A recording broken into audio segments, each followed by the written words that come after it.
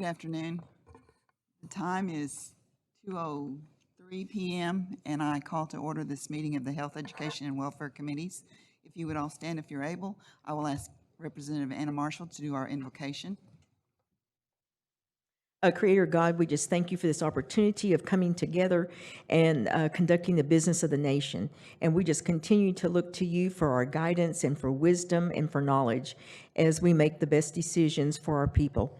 And so as we come, we just want to be mindful of our grateful hearts today, that even though it's cold outside, you've allowed us another day. And so as we go forward in this meeting, we just continue to look to you for all the guidance. And I ask all these things in your holy and precious name, now and forever. Amen.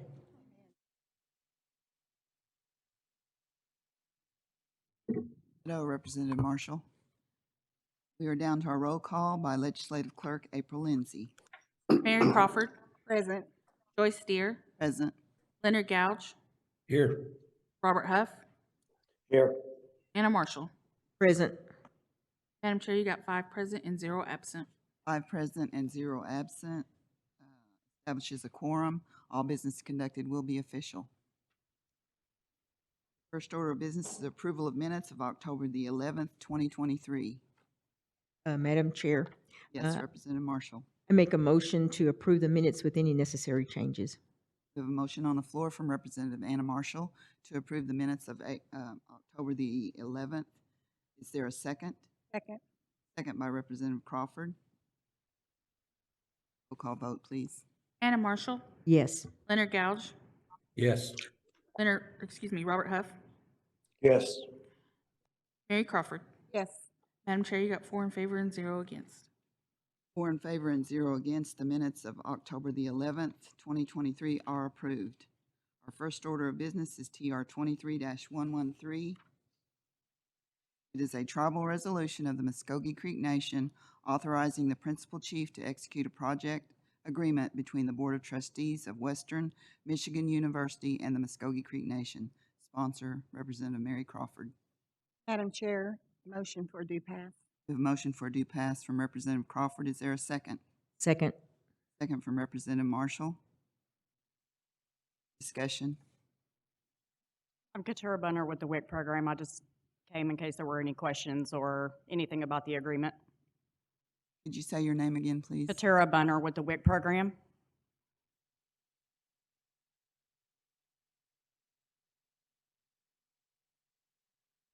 Would you like to explain this legislation a little bit?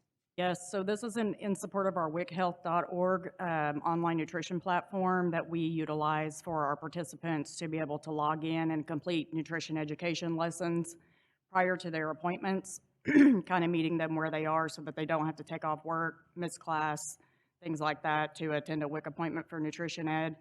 It also supports our WIC modernization efforts to modernize program, facilitating just meeting participants where they are as far as their schedules and loading the kiddos up in and out of the car, bringing them into the office.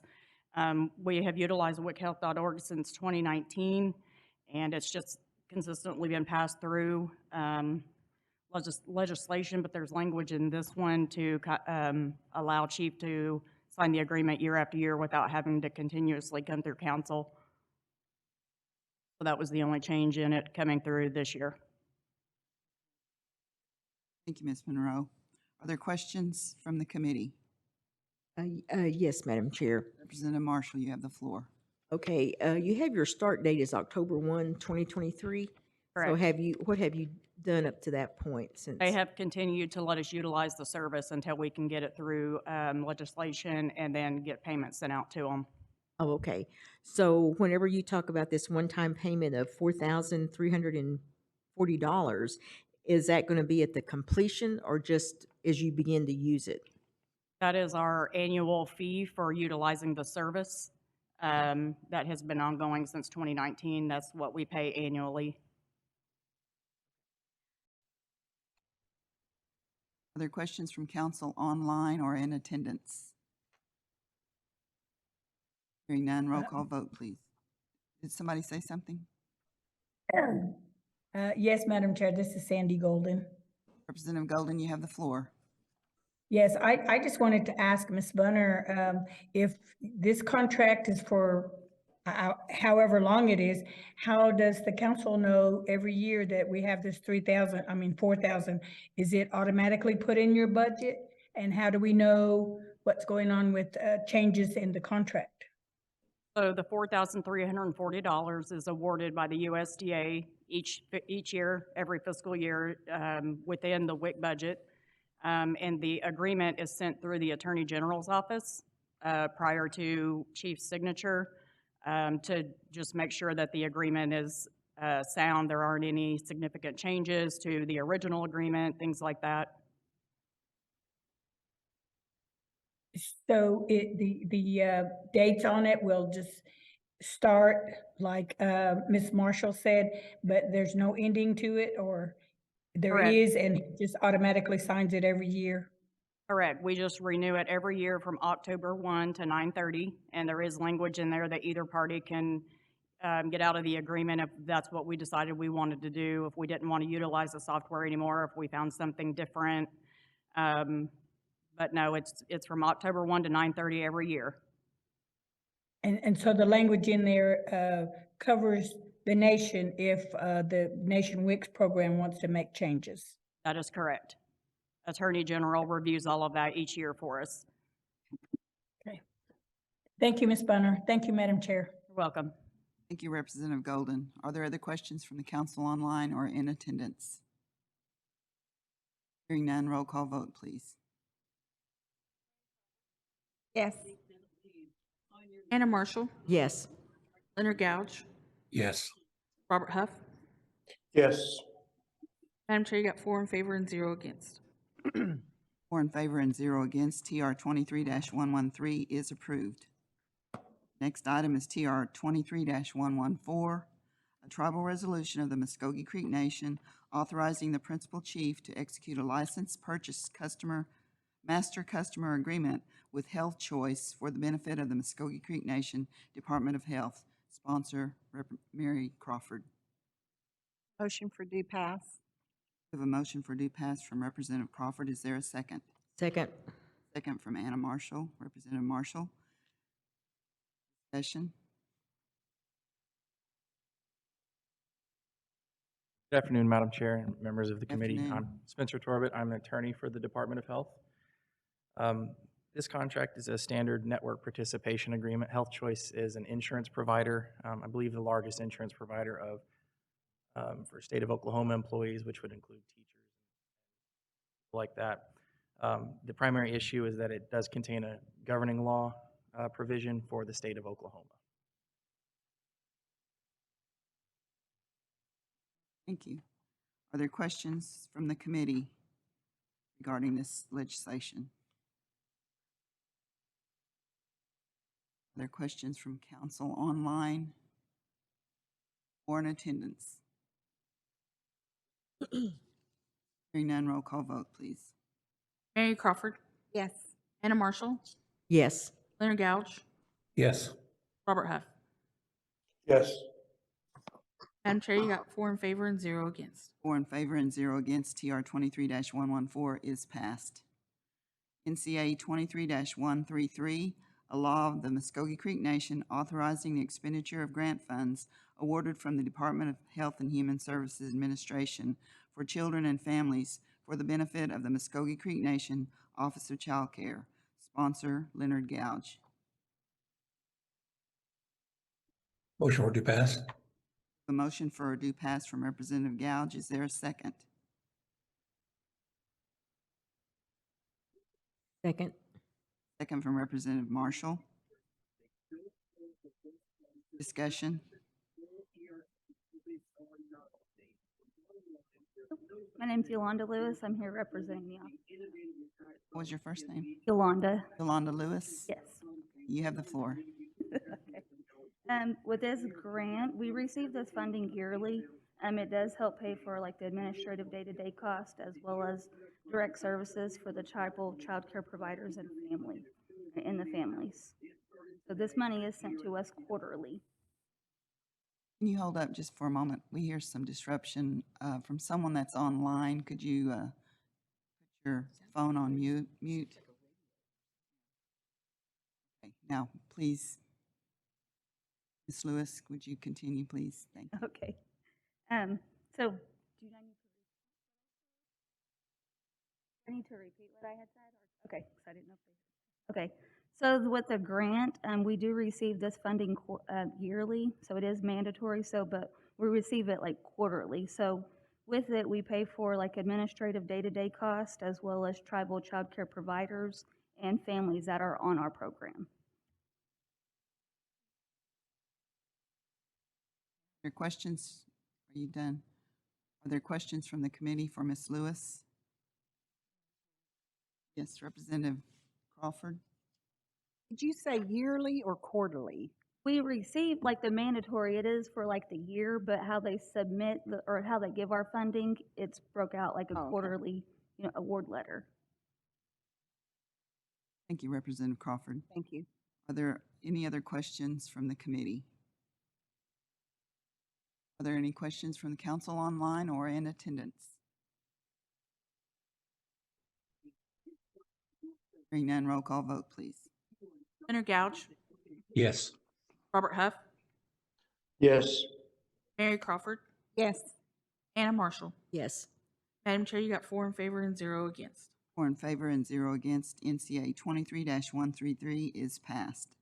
Next item is NCA 23-134, a law of the Muskogee Creek Nation authorizing the expenditure of grant funds awarded from the Department of Health and Human Services Administration for children and families for the benefit of the Children and Family Services Administration.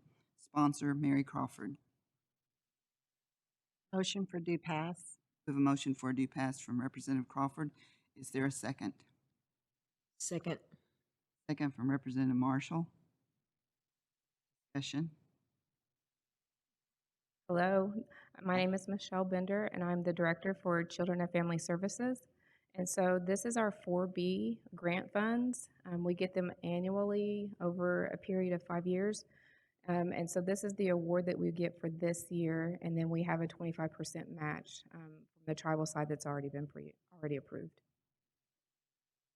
This grant funds our positions as well as direct assistance and any supplies or anything that the programs would need for their program as well for their families.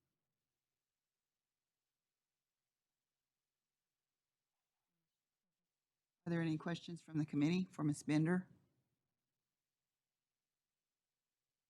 Are there any questions from council online or in attendance?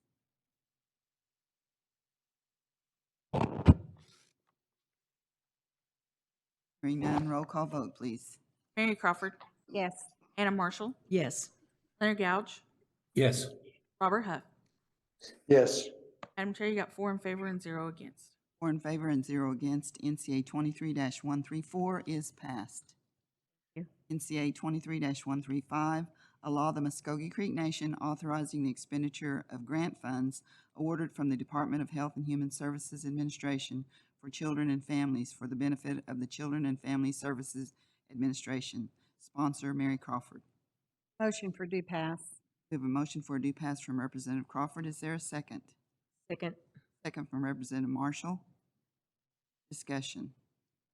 This is Bender. Part B to our 4B grant funds. It is broken into 2 parts. The first part takes care of tribal side. The second part takes care of PSSF. And so these funds, again, will fund positions, direct assistance, and other areas of service. Thank you. Are there questions for Ms. Bender on this legislation? Are there questions from council online or in attendance? Hearing none, roll call vote, please. Mary Crawford, Yes. Anna Marshall, Yes. Leonard Gouch, Yes. Robert Huff. Yes. Madam Chair, you got 4 in favor and 0 against. 4 in favor and 0 against. NCA 23-135 is passed. Thank you.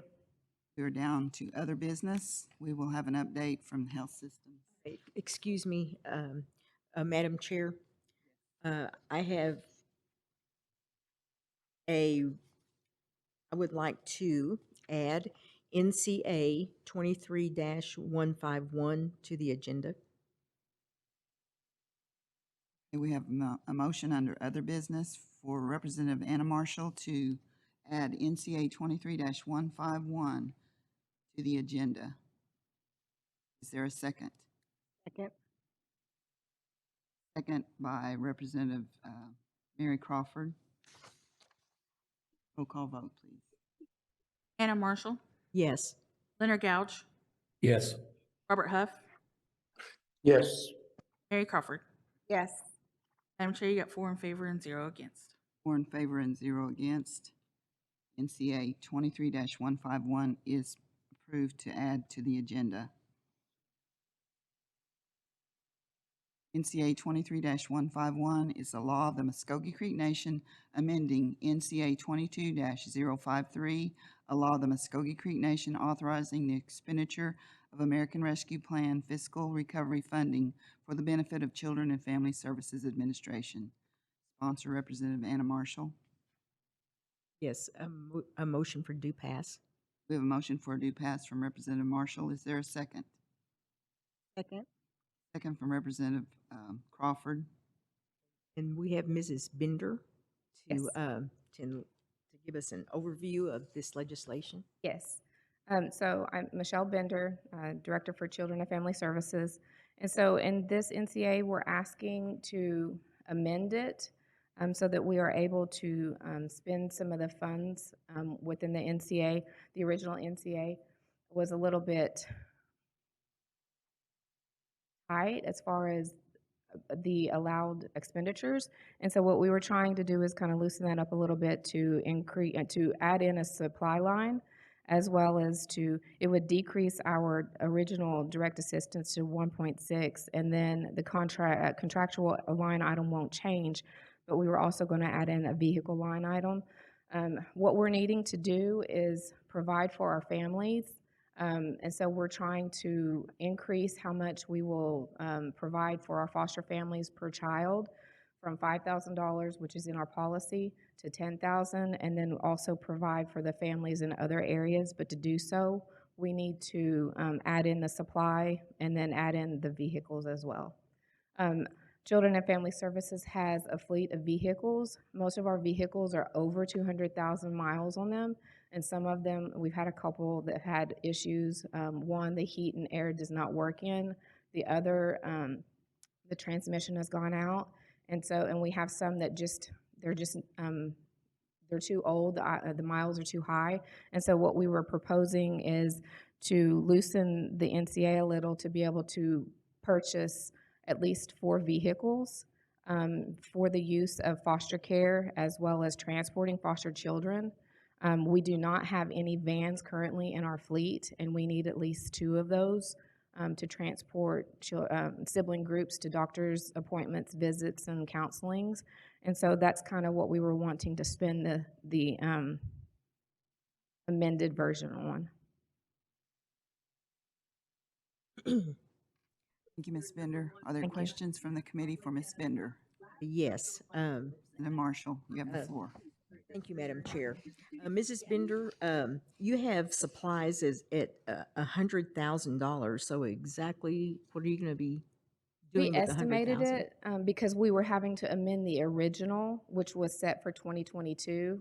And so to go back to that, to just add in a line item, we had to adjust it for that year so it would carry forward until the NCA ends next year. And so we just put in for $100,000 to carry us through to 2025 so that we wouldn't have to add that into next year's. It would already be in this year's budget. And so what we'll do with it is to provide for our recruitment program to be able to purchase things to go for their recruitment events, and then to also purchase things for foster families as well. There are some things that we can't purchase on direct assistance that needs supply. Okay, what kind of supplies would you be? So we're needing to get our tablecloths are dated, and we also needed to update some of our tents as well. We've our tables that we've had are broken, and so we need to replace some of those so that we would have tables, chairs, and stuff like that.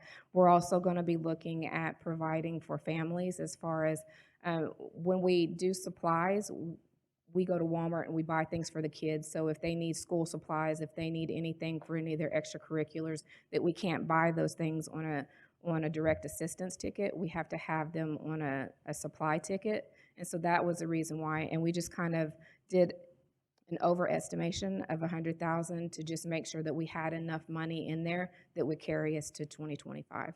Oh, okay. And then my next question is, on the vehicles, you're going to try to purchase 4 vans, correct? Correct. Okay. Um, and you're fully staffed?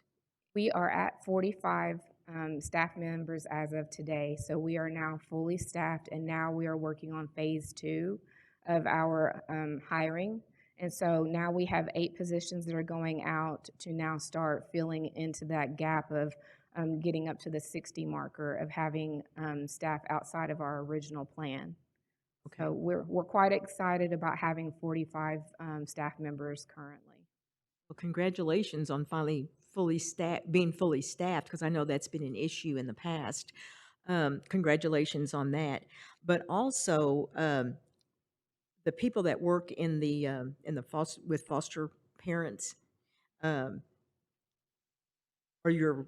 is some of your 45, a number of your 45 people, are they going to be transporting these individuals to their doctor's appointments and Yes. other things? So what we plan to do is kind of split it. We'll do 2 vans to CPS because they're the ones that go out and do the investigations, and they're the ones that transport initially. Our TRP staff has a couple of vehicles that are newer, and so they were the last ones that received vehicles. So CPS would be the program that would have the 2 vans, and then foster care and adoption has 0, and so they just check out of the fleet. Sometimes they have a vehicle, sometimes they don't. Sometimes they drive their own cars.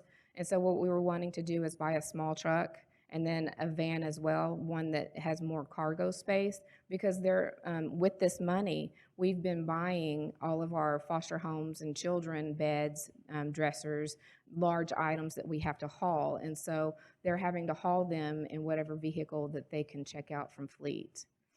Oh, okay. And then, how many foster parents do you have currently? We are currently up to 55. We have almost 25 relative families that we have certified, well, she's got 22 currently, and she's working on the other 3. So she'll have 25 soon, which we are very pleased to announce. That's the highest amount of relatives that we've ever had certified, and this is the highest amount of resource homes we've also ever had certified. Congratulations on the work that you've done up to this point. Thank so, you. one of the other things that I saw was you're going to do an event. Correct. Okay. So what we are proposing, and one of the reasons why we were needing to get this NCA kind of pushed through, is that Brittany Candioto, who is right there, she is the program manager for CPRT. We've been working in conjunction to establish our first annual Muskogee Nation Welcome Back for post-adopted individuals. And so what we're trying to do is pull together an event that will be held next month to welcome back our adoptees back to the tribe, where we will have programs such as language, cultural preservation, citizenship, and so forth, that we're going to try to have all of those present, as well as having events from local artists to be able to teach our families when they come in. What we want to do is welcome them back, and we want to wrap the families so that the blanket's going to be that representation of the tribe, wrapping the family in resources and support. And so we are planning a full-day event where we'll buy the blankets, we'll provide traditional foods, we will have it held at an undisclosed location because this is an intimate event. When you welcome back post-adoptees, you're welcoming back all of their emotions as well. And so not having it where it's, a media circus is what's recommended. It's an intimate event, and it needs to be one that anybody that comes who is a post-adoptee has the ability to let those emotions out without somebody being there to kind of watch over. And so what we are working to do is to create an event to where we will have it annually so that we can reach as many post-adopted Muskogee individuals and welcome them back to the tribe, welcome them back to the resources of the tribe so that they can start that emotional healing and start learning about the culture and the heritage of the Muskogee ways. I noticed the date, is that pretty firm, November the 18th? So we have kind of laxed on the date just because the blankets have not been purchased as of yet, and the blankets are a key part of the ceremony. So this morning we had another meeting to just plan and possibly push that back. We did have it set for November the 18th. However, we're concerned that we only have 17 days to get blankets in, and we don't know if that's going to be achievable. And so we were kind of looking at maybe the first weekend of December. We're also looking at alternative venues so that we can have enough space as well as being in an environment that is warm so that it's going to be welcoming. Thank you, Ms. Bender, and thank you, Madam Chair. Thank you, Representative Marshall. Are there other questions from the committee? Madam Chair, I have a question. Yes, Representative Gouge. Back to the vehicles. Are you saying GSA does not provide you enough vehicles or the vehicles you need? Sometimes whenever they are getting ready to go out, if they have to go out to do an emergency and it's after hours, GSA or fleet management's not open, and so they're not able to get a vehicle, especially if it's after 5. And then other times, all of the bigger vehicles may have already been checked out, and so we were just trying to be more proactive in having a vehicle readily accessible to deliver those goods to families, as well as to transport children. So there's not a process where fleet can assign you vehicles that you can maintain and keep at your office? No, there is not at this time. We have to check those out through fleet on a daily basis. I'm sure this is not the only time there was an emergency. So what have you done in the past We have to a address the fleet. emergencies?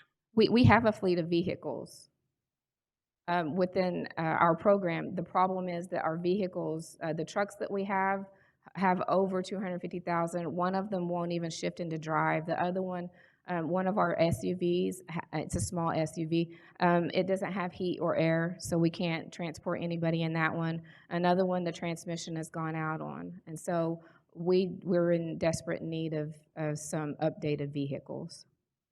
Is that just a matter of getting with fleet to exchange vehicles? No, our program purchased most of our vehicles through grant funds. So would it save you money if you went through fleet instead of purchasing the vehicles? We did a cost analysis to see what the cost difference would be between leasing a vehicle through GSA as well as purchasing it, and the cost analysis showed that it was about $40,000 cheaper to purchase a vehicle versus leasing, because we did kind of think about doing that instead of purchasing. And that cost analysis, was this amount included in that cost analysis?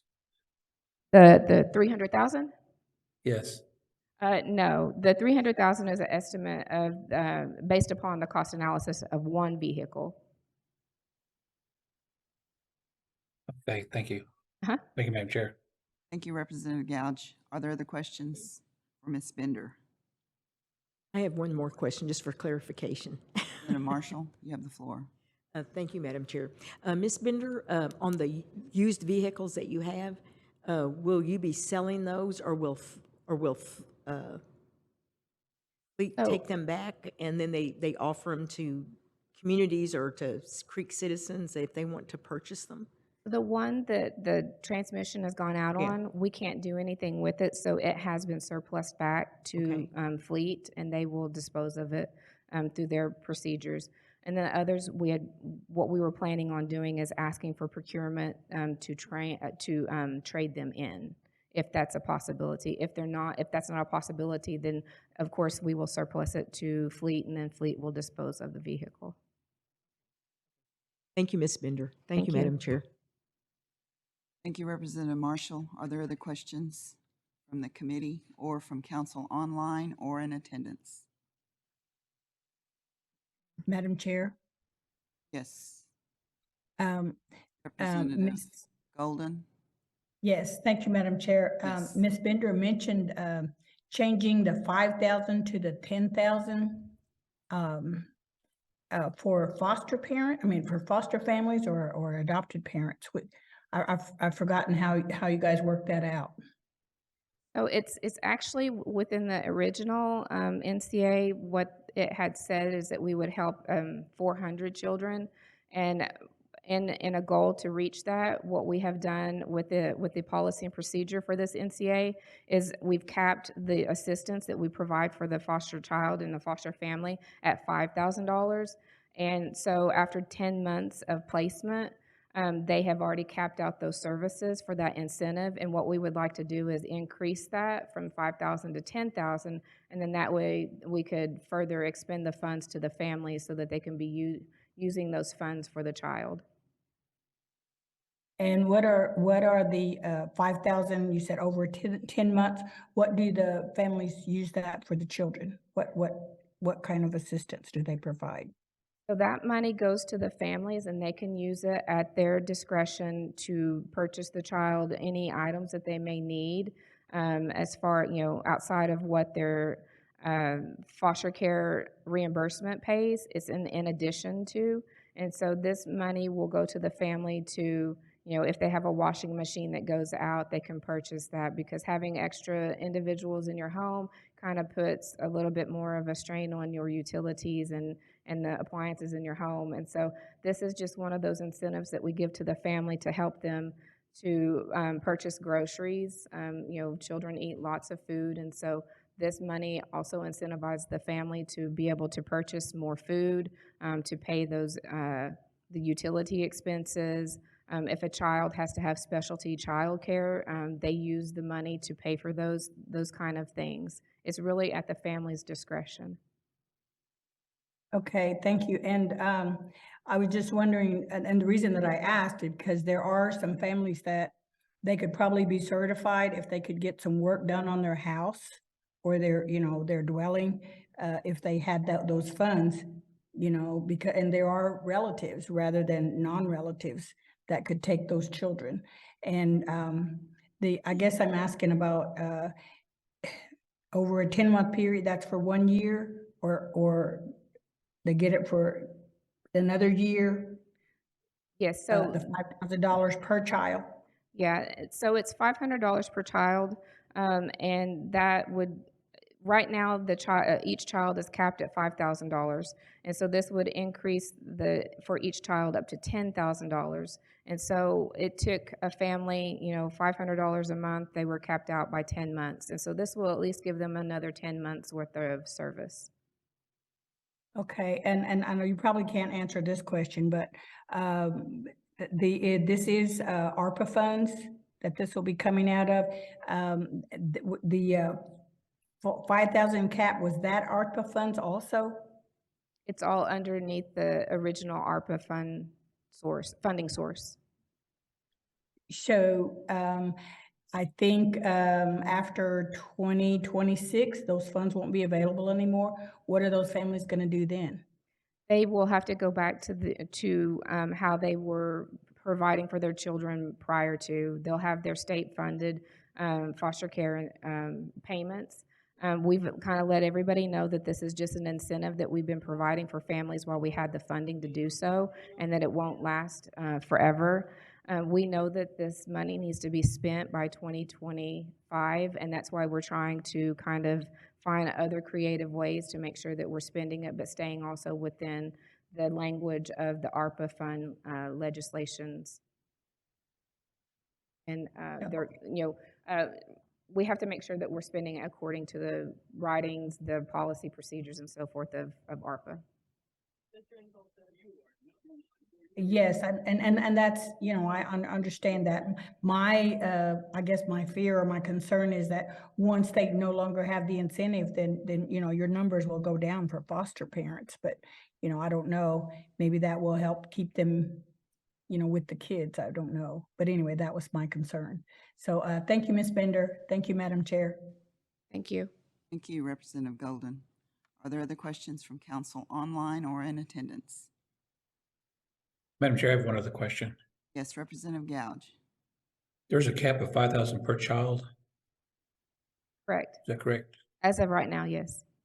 If a family or if a home takes in a family of a sibling group of 2 or 3, is that per child and that family, that home will get that much money, Correct. It's per child. even in a sibling group? Correct. Okay, I agree with trying to give incentives, and it's a lot of work to be a foster parent or adoptive home, or become an adoptive home. But there had to be other creative ways, because I agree with Ms. Golden. Once that money's gone, it's just gone. Is there a way to create a surplus of something with this money that we have now? That's what we're trying to do, is create a surplus of goods, such as the beddings, the furniture, things like that we can put up that are non-perishable. We've been trying to find space to be able to store these items so that when this money does end, we will still at least have the ability to provide these kind of services and assistance for the families. Okay, thank you. You're welcome. Thank you, Representative Gouge. Our screen shows that Zachariah Harjo has a question. Harjo, do you have a question? Ms. Shea, not necessarily. Thank you, Representative. I have more of a statement or just kind of a reminder. So we can't purchase things forward beyond 26. So if we are trying to kind of preserve or create like an additional surplus storage, that would have to be done with tribal funds. It cannot be done with ARPA funds.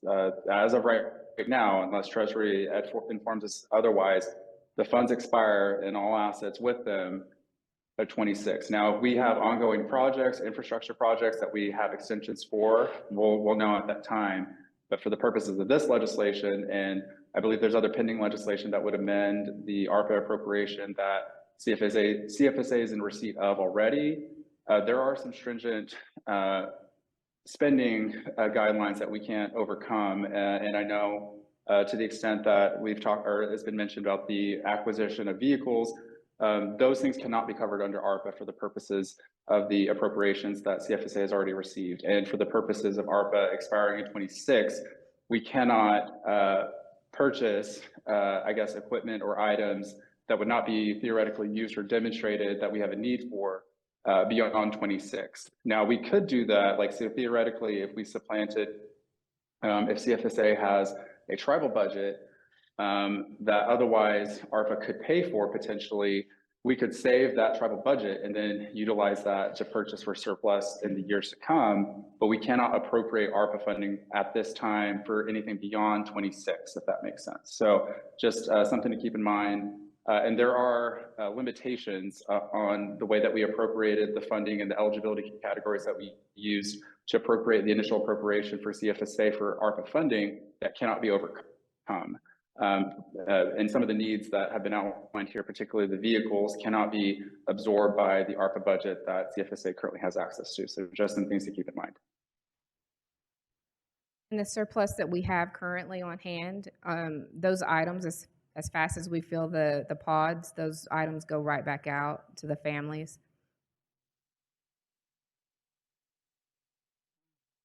Thank you, Ms. Bender. I'm sorry, say that again. The current surplus that we have of items such as the bed, the furniture, and so forth. As soon as we buy it and we put it into the pod to kind of keep it for anybody that may need it, it goes right back out. Gotcha. Okay. Sorry, I thought you were asking a question, but thank you. Thank you, Mr. Harjo. Thank you, Ms. Bender. Are there any other questions? Hearing none, roll call vote, please. Oh, I need to make a correction on this legislation. The sponsor of this legislation, which is NCA 23-151, was Representative William Lowe. It was introduced by Representative Marshall and seconded by Representative Crawford. Thank you. Roll call vote, please. Anna Marshall. Leonard Gouge. Yes. Robert Huff. Yes. Mary Crawford. Yes. Madam Chair, you got 4 in favor and 0 against. 4 in favor and 0 against. NCA 23-151 is passed. Thank you. Now we are on to our health systems update.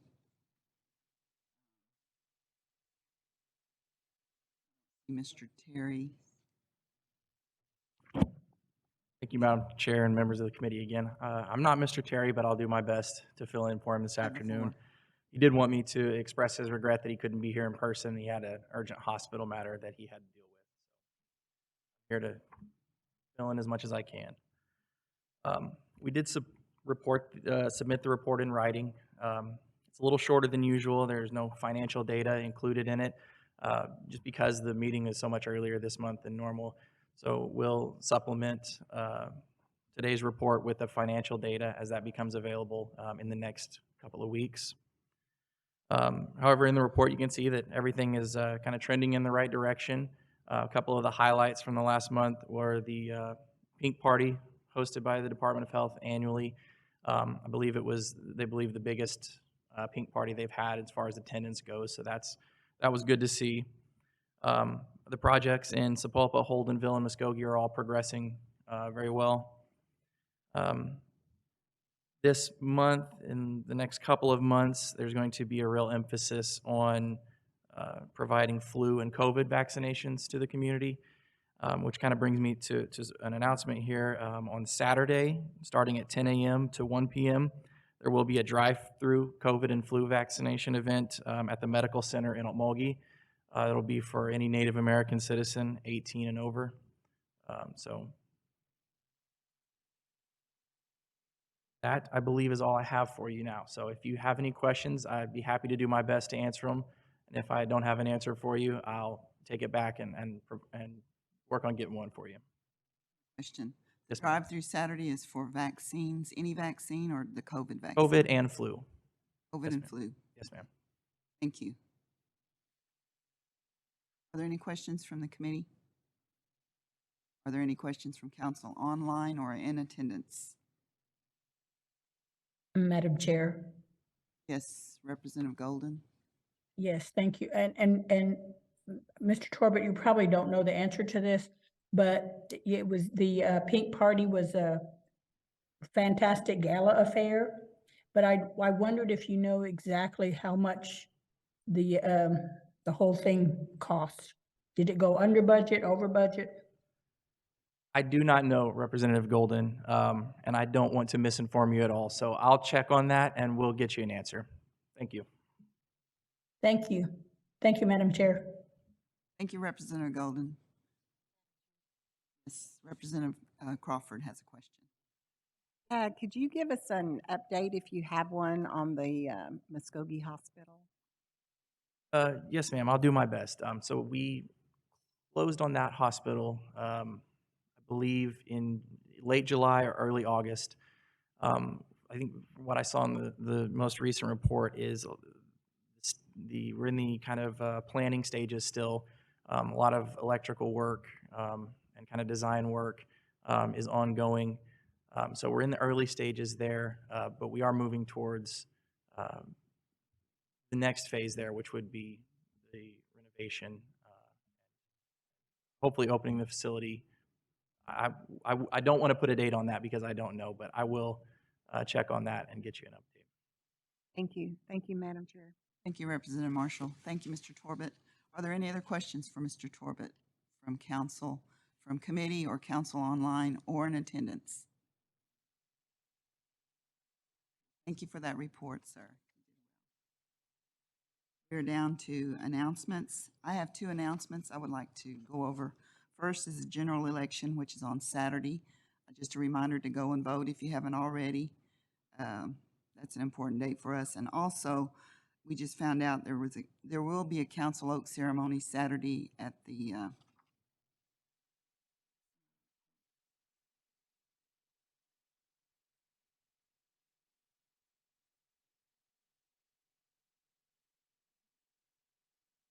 it's at the Creek Nation Council Oak Park at 1750 South Cheyenne in Tulsa. And there will be dinner at 4 o'clock at the Council Oak Comprehensive Healthcare Facility. So everyone is invited to that. Are there any other announcements? Representative Crawford.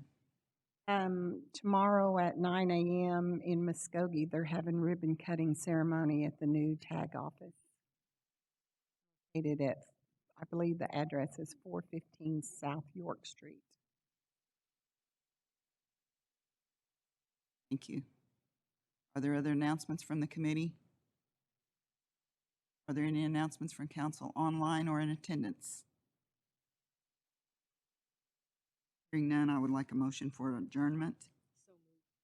We have a motion from Representative Marshall to adjourn. Is there a second? Second. Second from Representative Mary Crawford. And at this time, if you will stand if you're able, I would ask Representative Crawford to do our benediction.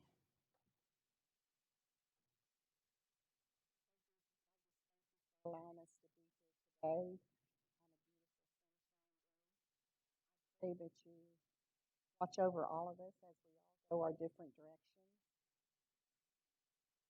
Give us traveling mercy.